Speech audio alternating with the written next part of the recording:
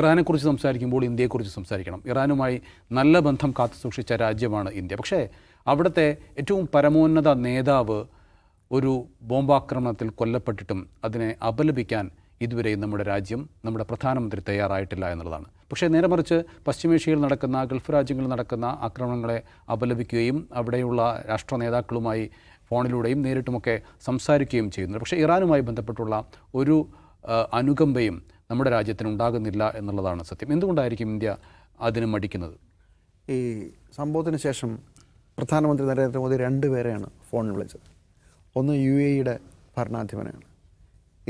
ഇറാൻ്റെ തിരിച്ചടിക്ക് എങ്ങനെയുണ്ട്, രാജ്യത്തിന് എന്ത് സംഭവിച്ചു എന്നറിയാനാണ്. മറ്റത് ബെഞ്ചമിൻ നെതന്യാഹുവിനെയാണ്.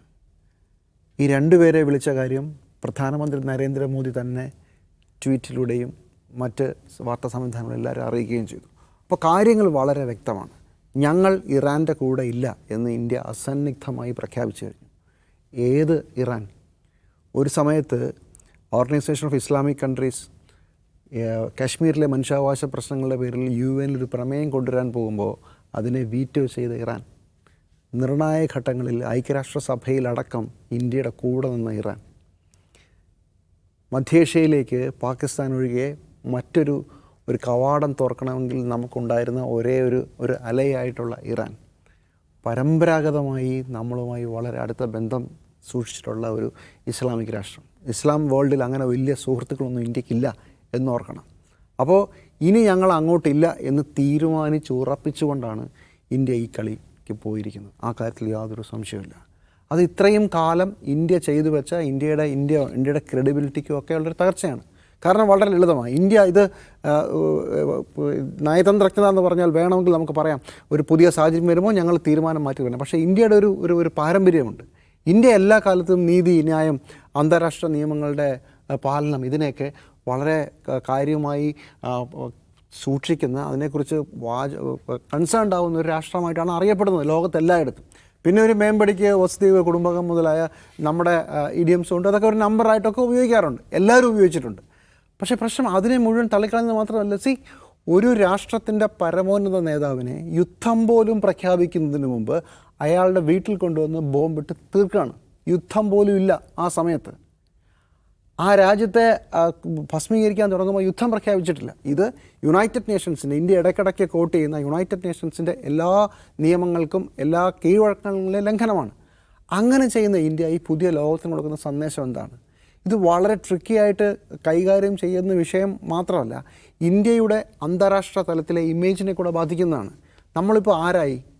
അമേരിക്കയുടെയും ഇസ്രായേലിൻ്റെയും കൂടെ കളിക്കുന്ന ഒരു കളിക്കാരനായി മാറുകയാണ് ചെയ്തത്. 2 മാസം മുമ്പ് നമ്മളെ മുൾമുനയിൽ നിർത്തിയ രാജ്യത്തിൻ്റെ പേരാണ് അമേരിക്ക. നമ്മളെ ഭീഷണിപ്പെടുത്തിയ, നമ്മളെ പുച്ഛിച്ച നേതാവിൻ്റെ പേരാണ് ഡൊണാൾഡ് ട്രംപ്. അയാളുടെ കൂടെ കൂടാനാണ് ഇന്ത്യ തീരുമാനിച്ചിരിക്കുന്നത്. ഇതേസമയം പാകിസ്ഥാൻ ചെയ്തൊന്ന് ആലോചിച്ച് നോക്കൂ. പാകിസ്ഥാൻ ഇതിനേക്കാൾ വലിയ കമ്പൽഷൻസ് ഉണ്ട്. ഇറാനാണ് ഒരു വശത്ത്, അതൊരു ഇസ്ലാമിക് രാഷ്ട്രമാണ്.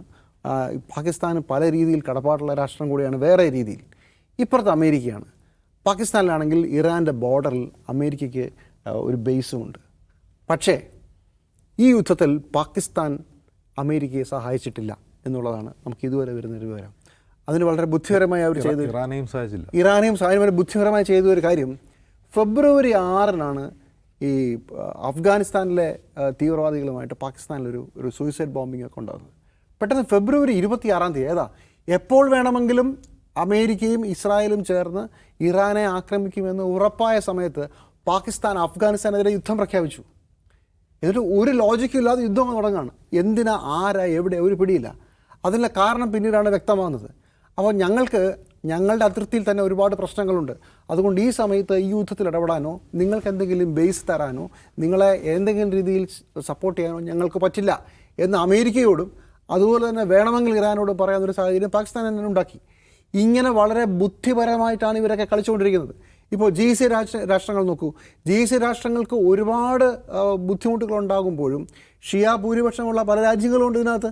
അപ്പോൾ വളരെ സൂക്ഷിച്ചാണ് ഇവരെല്ലാം കളിക്കുന്നത്. ആ സമയത്ത് ഇന്ത്യ സ്വയം അവരുടെ നിലപാട് പ്രഖ്യാപിച്ചുകൊണ്ട് ഇസ്രായേലിൻ്റെ കൂടെ കൈയിടാനാണ് തീരുമാനിച്ചിരിക്കുന്നത്. അതുകൊണ്ടാണ് സോണിയാഗാന്ധി അവരുടെ കത്തിൽ പറയുന്നത്, നിങ്ങൾ രാഷ്ട്രതന്ത്രജ്ഞത കളിക്കുമ്പോൾ കുറച്ചെങ്കിലും ഒരു ദീർഘവീക്ഷണവും ഒരു യുക്തിയും ഒരു മര്യാദയും, അതാണ് ഇന്ത്യയുടെ ഒരു രീതി. വസുദൈവ കുടുംബകം എന്ന് പറയുന്നത് വെറുതെ അല്ല. നിങ്ങളുടെ ഒരു പാരമ്പര്യം, ഇന്ത്യയുടെ ഒരു രീതി അതാണ്. വാജ്പേയി പോലും അദ്ദേഹം കോട്ട് ചെയ്യുന്നുണ്ട്. വാജ്പേയി ഇറാനിൽ പോയി കൊടുത്ത വാക്കിനെക്കുറിച്ച് പറയുന്നുണ്ട് സോണിയാഗാന്ധി. ഇതെല്ലാം മറന്നുകൊണ്ട് ഒരു ദിവസം പെട്ടെന്ന് പോയി അവരുടെ കൂടെ നിൽക്കുകയാണ്. അന്താരാഷ്ട്ര തലത്തിൽ ഇന്ത്യ ഇതുവരെ തുടർന്നു വന്ന അവരുടെ ഒരു മാന്യത, ഒരു ജെൻറ്റിൽമാൻ അപ്രോച്ച് ഉണ്ട് ഇന്ത്യക്ക്. അതായത് നോൺ അലൈൻമെൻറ്റ് മൂവ്മെൻറ്റ് ഉണ്ടാക്കിയ ഒരു രാജ്യമാണെന്ന് ഓർക്കണം. നെഹ്റു ഒന്നും ആവണ്ട മോദി, പക്ഷേ സാമാന്യ യുക്തിയിൽ ചിന്തിക്കുന്ന, ഇന്ത്യയുടെ അന്തസ്സിന് ഏൽപ്പിക്കാത്ത ഒരു രാഷ്ട്ര നേതാവായിട്ടെങ്കിലും നിൽക്കണ്ടേ. നെഹ്റു ആവണ്ട, ഒരു സാധാരണ രാഷ്ട്രതലവനെങ്കിലും ആവണ്ടേ. അത് ചെയ്യാതിരിക്കുന്നുള്ളതാണ് ഇവിടുത്തെ ഒരു പ്രശ്നം. ഇത് അടുത്ത ഘട്ടത്തിലേക്ക് കടക്കുമ്പോൾ ഇതെങ്ങനെയാണ് യുദ്ധം തിരിഞ്ഞു മറിയാൻ നമുക്ക് പറയാൻ പറ്റില്ല. പക്ഷേ India once for ever American പാളയത്തിലേക്ക് ആയിക്കഴിഞ്ഞു. ഓർക്കുക, 3 മാസം മുമ്പ് നമുക്കെതിരെ വലിയ സാങ്ഷൻസ് വരുമ്പോൾ നമ്മൾ ഇറാൻ, അതുപോലെ തന്നെ ചൈന, അതുപോലെ തന്നെ റഷ്യ, ഈ 3 പേരുമായി കൈകോർക്കാനുള്ള ഉച്ചകോടിയും മീറ്റിങ്ങും ആസിയാൻ ഉച്ചകോടിയുടെ പശ്ചാത്തലത്തിൽ നമ്മളൊക്കെ ഇതൊക്കെ ചെയ്ത ആളുകളാണ്. 3 മാസം കഴിയുമ്പോൾ ഇന്ത്യ എവിടെ നിൽക്കുന്നത്? 1 വർഷം മുമ്പ് ട്രംപിൻ്റെ കൂടെയായിരുന്നു. ഒരു പ്രശ്നം ഉണ്ടായി കഴിഞ്ഞപ്പോഴത്തേക്ക് അവരുടെ കൂടെ പോയി. അത് കഴിഞ്ഞ് ഇത് മുഴുവൻ നേരെ സമ്മർദ്ദമടിച്ച് ഇസ്രായേൽ വഴി ഇറാനുമായി കൂടുകയാണ്. ഈ യുദ്ധത്തിൻ്റെ പശ്ചാത്തലത്തിൽ നിൽക്കുമ്പോഴാണ് മോദി ഇസ്രായേലിൽ പോയി ഹമാസിലെ ഈ ഫലസ്തീനിലെ കൂട്ടക്കൊലയ്ക്ക് ശേഷം ഇസ്രായേലിനുള്ള എല്ലാ പിന്തുണയും കൊടുത്തത്. ഇതെല്ലാം കഴിഞ്ഞിട്ടാണ് ആശാൻ ഇത് ചെയ്തത്. ചുരുക്കത്തിൽ ഈ പ്രശ്നം ഇന്ത്യയുടെ ഒരു ഇമേജിന് വളരെ വലിയ കോട്ടം സംഭവിക്കുന്ന, ഇന്ത്യക്ക് ഇനി ഒരിക്കലും അന്താരാഷ്ട്ര തലത്തിൽ ഒരു ജെൻറ്റിൽമാൻ ഇമേജ് ഇല്ലാത്ത അമേരിക്കൻ പക്ഷപാതിയായ ഒരു രാജ്യമായി ഇന്ത്യ മാറി എന്നുള്ളതാണ്. അതിൻ്റെ ഗുണമായാലും അതിൻ്റെ മോശമായാലും ഇന്ത്യ അനുഭവിക്കേണ്ടത്. ഒറ്റ കാര്യം കൂടെ പറയാം. നോക്കൂ, റഷ്യയിൽ നിന്ന് എണ്ണ വാങ്ങിക്കില്ല എന്ന് നമ്മൾ തീരുമാനിച്ച ശേഷം ഗൾഫ് രാജ്യങ്ങളിൽ നിന്നാണ് നമ്മൾ എണ്ണ ഇറക്കുമതി കൂട്ടിയത്. ആ കനാലിലൂടെ ഇനി ഒരൊറ്റ കപ്പൽ ചലിക്കണമെങ്കിൽ ഒന്നെങ്കിൽ ഇറാൻ തീരണം, അല്ലെങ്കിൽ ഇറാൻ വിട്ടുകൊടുക്കണം. അപ്പോൾ റഷ്യയിൽ നിന്ന് എണ്ണ വാങ്ങിച്ചുകൊണ്ടിരുന്ന ഒരു രാജ്യം അത് നിർത്തിവെച്ചിട്ട് ഇപ്പോൾ ഈ എടുത്ത തീരുമാനത്തിൻ്റെ ഉടനടി നമുക്ക് അതിൻ്റെ ഫലം അനുഭവിക്കാൻ പോവുകയാണ്. എണ്ണ വില കൂടാൻ പോവുകയാണ്, ഗ്യാസിൻ്റെ സപ്ലൈ കുറേ പോകണം. അമേരിക്ക ഒരു പ്രശ്നം വരില്ല. അമേരിക്കയാണ് ഇപ്പോൾ ലോകത്തെ ഏറ്റവും വലിയ എണ്ണ കയറ്റുമതി ചെയ്യുന്ന രാജ്യം. അമേരിക്ക അതൊരു വിഷയമേ അല്ല. പക്ഷേ ഇന്ത്യ അനുഭവിക്കാൻ പോവുകയാണ്. ഉടനടിയാണ്, ഇപ്പോൾ തന്നെ സംഭവിച്ചു. വേണമെങ്കിൽ പറയാം, ഇത് കടയിൽ പോയി സാധനം വാങ്ങിക്കുന്ന പോലെ ഇന്ന് റഷ്യയുടെ നിന്ന് വാങ്ങിച്ചു, നാളെ GEC നിന്ന് വാങ്ങിച്ചു. അങ്ങനെ പറ്റില്ല. ഇതിന് ദീർഘ കരാറുകളും മറ്റ് കാര്യങ്ങളും കൊണ്ട് പിന്നെ ഈ സാധനം ഇങ്ങനെ എത്തണം. അങ്ങനെ ഒരുപാട് കാര്യങ്ങളുണ്ട്. അപ്പോൾ തുടക്കത്തിൽ തന്നെ പല കാര്യങ്ങളിലും പാളി. അതിനേക്കാളും ഒക്കെ ഉപരി ഇന്ന് കോൺഗ്രസ് കുറ്റപ്പെടുത്തിയതുപോലെ ഈ വിഷയത്തിൽ വളരെ രാജ്യത്തിൻ്റെ അന്താരാഷ്ട്ര തലത്തിലൊരു ഇമേജിനാണ് കോട്ടം സംഭവിച്ചിരിക്കുന്നത്. അതോടൊപ്പം കോൺഗ്രസ് എടുത്ത നിലപാട് എടുത്തു പറയണം. ഈ പല വിഷയങ്ങളിലും ഈ സനാതന ധർമ്മത്തെക്കുറിച്ച് DMKയുടെ നേതാവ് ഉദയനിധി സ്റ്റാലിൻ ഒരു കമൻറ്റ് പറഞ്ഞതിന് പണ്ട് ഇന്ത്യ സഖ്യത്തിൻ്റെ യോഗം മാറ്റിവെച്ച പാർട്ടികളാണ്, ഓർമ്മയുണ്ടാവുമല്ലോ, കഴിഞ്ഞ വർഷം. അവിടെ നിന്ന് ഇതുപോലൊരു വിഷയത്തിൽ സത്യത്തിൽ ഒരു ഷിയ മുസ്ലിങ്ങളുടെ ഒരു പരമോന്നത നേതാവിനെ വധിച്ച വിഷയം കൂടെയാണ്, രാഷ്ട്രത്തലവനെ വധിച്ച വിഷയം മാത്രമല്ല. ആ കാര്യത്തിൽ കോൺഗ്രസ് ഒരു നിലപാടെടുത്തു എന്നുള്ളതും നല്ല കാര്യം, എന്നെ അത്ഭുതപ്പെടുന്നു. കാരണം കോൺഗ്രസിൻ്റെ ചരിത്രം, ഈ അടുത്തകാല ചരിത്രം അങ്ങനെയല്ല. എന്തുകൊണ്ട് കോൺഗ്രസ് അത് ചെയ്തു, അതും എടുത്തു പറയേണ്ട ഒരു കാര്യമാണ്. നരേന്ദ്രമോദി ഇസ്രായേൽ സന്ദർശിച്ച് നെതന്യാഹുവുമായി ഊഷ്മളമായ സൗഹൃദമൊക്കെ പങ്കിട്ട ശേഷം നാട്ടിൽ തിരിച്ചെത്തിയ ഉടനാണ് ഈ ഒരു ആക്രമണം ഉണ്ടാകുന്നത്. അതിലെന്തെങ്കിലും അസ്വാഭാവികതയുണ്ടോ? ഈ ഇന്ത്യയുടെ ഡിപ്ലോമസിയെ പറ്റി കഴിഞ്ഞ 12 വർഷമായിട്ട് നമ്മൾ ഒരു ഡെഫനിങ് സൈലൻസ് ഇന്ത്യയിലുണ്ട്. അതായത് ആരും ഒന്നും മിണ്ടുന്നില്ല. നമ്മുടെ ഡിപ്ലോമസി ഉഷാറാണെന്നും ആരും പറയുന്നില്ല, ഇത് മോശമാണെന്നും ആരും പറയുന്നില്ല. അതെന്താ പറയുന്നത് വെച്ചാൽ, ഇപ്പോൾ ഉദാഹരണത്തിന് മോദി സർക്കാരിനെ വിമർശിക്കുന്ന ധാരാളം ആളുകളുണ്ട്, വിദേശകാര്യ വിദഗ്ധർ തന്നെയുണ്ട്. അവർ പോലും എന്ത് പറയുന്നില്ല, ഈ ഡിപ്ലോമസി നല്ലതാണെന്നും പറയുന്നില്ല, മോശമാണെന്നും പറയുന്നില്ല. അതൊരു തരം നമ്മുടെ രാജ്യത്ത് എല്ലായിടത്തുള്ള ഭയം ഇവരെ കൂടി ബാധിച്ചിട്ടുണ്ടെന്നുള്ള കാര്യത്തിൽ ഉറപ്പാണ്. അപ്പോൾ ഇതിൻ്റെ ഒരു വലിയ കുഴപ്പം, ഇപ്പോൾ നമുക്കറിയാം, ഇന്ത്യ ഭരിച്ച പ്രധാനമന്ത്രിമാരിൽ ഏറ്റവും കൂടുതൽ വിദേശയാത്ര നടത്തുകയും വിദേശ രാഷ്ട്ര തലവന്മാരെ സന്ദർശിക്കുകയും ചെയ്തിട്ടുള്ള ഒരു പ്രധാനമന്ത്രിയാണ് നമുക്ക് ഇപ്പോൾ ഉള്ളത്. അപ്പോൾ മോദിയുടെ ഈ നയതന്ത്ര രീതി, അദ്ദേഹം ഡിപ്ലോമാറ്റുകളെല്ലാം അയക്കുന്നത്, അദ്ദേഹം തന്നെ പോവുകയാണല്ലോ ചെയ്യുന്നത്. സാധാരണ എന്താണ് ചെയ്യുന്നത്, ഒരു രാജ്യവുമായി ആദ്യം ഡിപ്ലോമാറ്റിക് തലത്തിലുള്ള സന്ദർശനം നടത്തുകയും ബന്ധമുണ്ടാക്കുകയും ചെയ്യുന്നത്. ഇതങ്ങനെയല്ല. പ്രധാനമന്ത്രി നേരിട്ട് പോകുന്നു, അവിടുത്തെ രാഷ്ട്രത്തലവന്മാരെ കെട്ടിപ്പിടിക്കുന്നു, അവരോടൊപ്പം ചിരിക്കുന്നു, തമാശ പറയുന്നു. ഇത് ഹഗ് ഡിപ്ലോമസി എന്നൊക്കെയാണ് ഇന്ത്യൻ മാധ്യമങ്ങൾ വിശേഷിപ്പിക്കുക. ആലിംഗന നയതന്ത്രം. എല്ലാവരും കെട്ടിപ്പിടിക്കും. ആ കെട്ടിപ്പിടിക്കാൻ പറ്റുമോ, അവരുടെ കൾച്ചറിൽ ആ കെട്ടിപ്പിടുത്തം ശരിയാണോ എന്ന് പോലും നോക്കാതെ എല്ലാവരും കെട്ടിപ്പിടിക്കുന്നു. അപ്പോൾ അത് ഭയങ്കരമായ ഇമ്പാക്റ്റ് ഉണ്ടാക്കി ഇന്ത്യ വിശ്വഗുരുവായി മാറിയെന്നാണ് ഇവിടെ പ്രചരിപ്പിക്കുന്ന യാഥാർത്ഥ്യം. ഞാൻ കഴിഞ്ഞൊരു 5 വർഷമായിട്ട് ഇവിടെ തന്നെ ഇരുന്ന് ഞാൻ പറയുന്നുണ്ട്, ഇന്ത്യ ഡിപ്ലോമാറ്റിക്കലി നയതന്ത്ര രംഗത്ത് ഏറ്റവും പിന്നോട്ട് പോയ ഒരു പതിറ്റാണ്ടാണ് കഴിഞ്ഞു പോയത്. അതിൻ്റെ ഒരു പ്രധാനപ്പെട്ട കാരണം ഡിപ്ലോമാറ്റുകൾ ചെയ്യേണ്ട പണി രാഷ്ട്രീയക്കാർ ചെയ്യുകയാണ്. 1.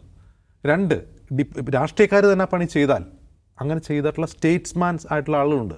ഇപ്പോൾ വാജ്പേയിയുടെ കാര്യം, വാജ്പേയി ഒരു സ്റ്റേറ്റ്സ്മാനാണ്. ഫലസ്തീന് വേണ്ടി ഡൽഹിയിൽ രാംലീല മൈതാനത്ത് നിന്ന് പ്രസംഗിക്കുന്ന വാജ്പേയിയുടെ വീഡിയോ ഇപ്പോൾ ഫ്ലോട്ട് ചെയ്യുന്നുണ്ട്, നമ്മൾ കണ്ടിട്ടുണ്ടാവും. എന്തുകൊണ്ട് ഇന്ത്യക്കാർക്ക് ഇന്ത്യ അവരുടെ ജന്മനാടായിരുന്നതുപോലെ അറബികളുടെ ജന്മനാടാണ് ഫലസ്തീൻ എന്ന് പറയുന്ന വാജ്പേയി പ്രസംഗിക്കുന്ന വീഡിയോ ഇപ്പോൾ വ്യാപകമായി പ്രചരിക്കുന്നുണ്ട്. വാജ്പേയി ഇന്ത്യയുടെ വിദേശകാര്യമന്ത്രിയായിരുന്നു ജനതാ പാർട്ടി ഭരിച്ചുകൊണ്ടിരുന്നപ്പോൾ. ആ വാജ്പേയിക്ക് അറിയാം എന്താണ് ഇന്ത്യ എന്ന രാജ്യത്തിൻ്റെ ഡിപ്ലോമസി എന്താണെന്ന്. BJPയുടെ അല്ല, RSSൻ്റെ ഡിപ്ലോമസി എന്താണെന്നല്ല, ഇന്ത്യ എന്ന രാജ്യം ഒരു ഭരണഘടനാപരമായി സ്ഥാപിക്കപ്പെട്ട ഒരു രാജ്യം, ഒരു റിപ്പബ്ലിക്കിൻ്റെ ഡിപ്ലോമസി എന്താണ്, അതിൻ്റെ പാരമ്പര്യം എന്താണ്, അതെങ്ങനെ മുന്നോട്ട് പോകുമെന്ന് അദ്ദേഹത്തിന് അറിയാമായിരുന്നു. അതാണ് അദ്ദേഹം പറഞ്ഞത്. അപ്പോൾ ഫലസ്തീന് വേണ്ടി പ്രസംഗിക്കുന്ന വാജ്പേയിയിൽ നിന്ന് ഖാംനെയെ കൊല്ലുന്നതിന് തൊട്ട് മണിക്കൂറുകൾക്ക് മുമ്പ് ഇസ്രായേൽ സന്ദർശിക്കുന്ന ഒരു പ്രധാനമന്ത്രി, വാജ്പേയിയും നരേന്ദ്രമോദിയും തമ്മിലുള്ള ഒരു വ്യത്യാസമാണ് ഞാൻ പറയുന്നത്. അപ്പോൾ ഈ വ്യത്യാസം എങ്ങനെ ഉണ്ടായെന്ന് ചോദിച്ചാൽ, ഇന്ത്യയിലെ നയതന്ത്രം നമ്മളുടേതൊരു എന്താണ് പറയുക, തത്വാധിഷ്ഠിതമായ നയതന്ത്രമാണ്. നമുക്ക് ചേരിചേരാ നയം ഉണ്ടായിരുന്നു. നമ്മൾ പിന്നീട് കുറേ കൂടി അമേരിക്കൻ ഭാഗത്തേക്ക് 90-കൾക്ക് ശേഷം അമേരിക്കയുടെ ഭാഗത്തേക്ക് കുറച്ച് ചാഞ്ഞിട്ടുണ്ട്. അത് പ്രാഗ്മാറ്റിക്കായിട്ടുള്ള നയതന്ത്രമായി വ്യാഖ്യാനിക്കപ്പെട്ടു. കുറേ കൂടി പ്രായോഗികതയുള്ളൊരു നയതന്ത്രമാണ് ഇന്ത്യയുടെ എന്ന് വ്യാഖ്യാനിക്കപ്പെട്ടു. കാരണം സോവിയറ്റ് യൂണിയനില്ല, കോൾഡ് വാർ സിറ്റുവേഷനൊക്കെ കഴിഞ്ഞു. പിന്നെ അമേരിക്കയുടെ ഏകധ്രുവ ലോകക്രമമാണ്, അവിടെ അമേരിക്കയോട് തവള മസിൽ പിടിക്കുന്ന എന്നിട്ട് കാര്യമില്ല. അപ്പോൾ ഒരു വളരെ പ്രായോഗികമായ ഒരു നയതന്ത്ര രീതി സമീപിച്ചപ്പോഴും നമുക്കൊരു അന്തസ്സ് ഉണ്ടായിരുന്നു. നമ്മുടെ വാക്കുകൾ കേൾക്കാൻ ലോകം കാതോർത്ത് നിൽക്കുക. ലോക നേതാക്കൾ ഇന്ത്യൻ പ്രധാനമന്ത്രി മൻമോഹൻ സിംഗിനെ കേൾക്കാൻ കാതോർത്ത് നിൽക്കുന്ന വീഡിയോകൾ ഇപ്പോൾ ഫ്ലോട്ട് ചെയ്യുന്നുണ്ട് സോഷ്യൽ മീഡിയയിൽ. അതൊരു കാലമായിരുന്നു. ഇപ്പോൾ എന്താ സംഭവിക്കുന്നതെന്ന് വെച്ചാൽ, നയതന്ത്രത്തിൽ ഒരിക്കലും ചെയ്യാൻ പാടില്ലാത്തൊരു കാര്യമാണ് ആഭ്യന്തര രാഷ്ട്രീയ താല്പര്യത്തിന് വേണ്ടി അനുസരിച്ച് നമ്മുടെ നയതന്ത്രം രൂപപ്പെടുത്തരുതെന്നുള്ളത്. ഈ ഇന്ത്യയുടെ നയതന്ത്രം ഇപ്പോൾ നിലനിൽക്കുന്ന എവിടെയാണ്? ആഭ്യന്തര രാഷ്ട്രീയത്തിൽ അധിഷ്ഠിതമാണ്. ഇന്ത്യ ഭരിക്കുന്ന രാഷ്ട്രീയ കക്ഷിക്ക് അവരുടെ വോട്ട് ബാങ്ക് സെക്യൂർ ആക്കാൻ വേണ്ടി ലോകവേദികളിൽ നിലപാട് സ്വീകരിക്കുന്നു. അതാണ് പച്ചയ്ക്ക് പറഞ്ഞാൽ അതാണ് സംഭവിക്കുന്നത്. ഒരിക്കലും ഇന്ത്യ അങ്ങനെ ചെയ്തിട്ടില്ല. അപ്പോൾ കോൺഗ്രസ് ഭരിക്കുമ്പോഴും ചെയ്തിട്ടില്ല, വാജ്പേയി BJP സർക്കാർ ഭരിക്കുമ്പോൾ അത് ചെയ്തിട്ടില്ല ഒരിക്കലും. കാരണം ലോക രാഷ്ട്രീയം എന്ന് പറയുന്നത് ഡിപ്ലോമസി എന്ന് വേറെ തലമാണ്. ആഭ്യന്തര രാഷ്ട്രീയം അതിനെ സ്വാധീനിക്കരുത്, അത് ഡിപ്ലോമസിയുടെ ബാലപാഠമാണ്. ഇവിടെ ചെയ്യുന്നത് എന്താണ്? അമേരിക്കയിൽ പോയിട്ട് ഞങ്ങൾ വിശ്വഗുരുവാണെന്ന് പറയുക, ട്രംപ് മേരാ ഫ്രണ്ട് എന്ന് പറയുക. അതൊക്കെ എന്തോ വലിയ കാര്യമായിട്ടാണ് ഈ ഭരിക്കുന്ന പാർട്ടിയുടെ ആളുകൾ ഇന്ത്യയിൽ പ്രചരിപ്പിക്കുന്നത്. മൈ ഫ്രണ്ട് ട്രംപ് എന്ന് മാത്രമല്ല, ഒരു ഇലക്ഷൻ നടക്കുമ്പോൾ വോട്ട് ചോദിക്കുക, അബ് കി ബാർ ട്രംപ് കി സർക്കാർ എന്ന് അവിടെ പോയി അമേരിക്കയിൽ പോയി പറയാം. ഒരു കാരണവശാലും ചെയ്യാൻ പാടില്ല. ഒരു രാഷ്ട്രത്തിലും ചെയ്യാത്ത കാര്യമാണ് മോദി ചെയ്യുന്നത്. അവിടെ പോയി ഒരു പ്രസിഡന്റിന് വേണ്ടി ഇലക്ഷൻ സമയത്ത് വോട്ട് പിടിക്കുക. ഇവിടെ ഇലക്ഷൻ്റെ സമയത്ത് മൈ ഫ്രണ്ടിനെ ഇവിടെ കൊണ്ടുവന്ന് റാലി നടത്തുക. ഇത് ലോകരാഷ്ട്രീയത്തിൽ എവിടെയും കാണാത്ത കാര്യങ്ങളാണ് നമ്മൾ കണ്ടുകൊണ്ടിരിക്കുന്നത്. എന്തിനു വേണ്ടിയാണ്? ആഭ്യന്തര രാഷ്ട്രീയ താല്പര്യങ്ങൾക്ക് വേണ്ടിയാണ്. ട്രംപിനോട് ഗുണം ചെയ്യും, ഇന്ത്യക്കാരെ വോട്ട് കിട്ടുമെന്ന് ട്രംപ് വിചാരിക്കും. ഇവിടെ എന്ത് ചെയ്യും? കണ്ടോ, അമേരിക്കൻ പ്രസിഡന്റ് ഫ്രണ്ടായ പ്രധാനമന്ത്രിയാണ് നമുക്കുള്ളത്, മോദിജി അദ്ദേഹത്തിൻ്റെ ഫ്രണ്ടാണെന്ന് പറയുമ്പോൾ ഇവിടെയും വോട്ട് കിട്ടും. ഇതല്ല ഡിപ്ലോമസി. ഇനി മോദിയുടെ സെക്കൻഡ് ടൈമിൽ S ജയശങ്കർ വിദേശകാര്യമന്ത്രിയായി ചുമതലയേൽക്കുന്നു.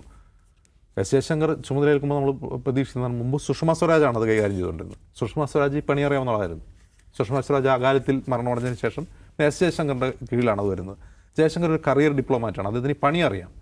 പക്ഷെ അദ്ദേഹത്തെ പിന്നെ നമ്മൾ എന്താ കാണുന്നത്? നമ്മൾ കാണുന്നത് ചൈനയുടെ ഗാലോൺ വാലി അധിനിവേശത്തിന് ശേഷം റീൽസിലാണ് നമ്മൾ കാണുന്നത്. ചുവന്ന കണ്ണൊക്കെ ആയിട്ട് ലേസർ കണ്ണുകളുള്ള ലേസർ ഐഡ് ജയശങ്കർ. അതായത് അദ്ദേഹത്തിൻ്റെ ഇന്ത്യൻ രാഷ്ട്രീയ അണികൾക്ക് വേണ്ടി പ്രസംഗിക്കുന്ന റീലുകളാണ് പിന്നെ കാണുന്നത്.